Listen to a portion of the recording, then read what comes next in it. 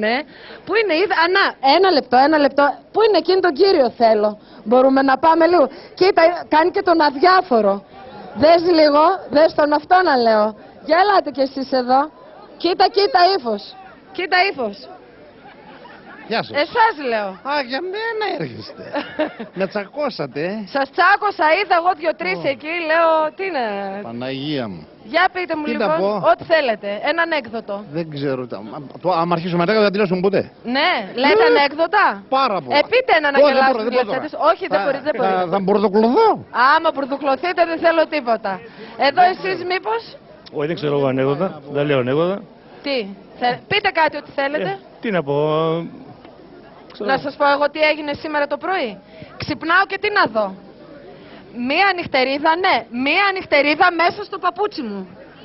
Αμάν. Μέσα στο παπούτσι μου, κοιμόταν. Μέσα στο παπούτσι. Ναι. Τι λέτε ρε Αλλά παιδιά? μου είπαν οι κυρίες εκεί ότι είναι τύχη. Μπορεί, δεν αποκλείεται. Λέτε.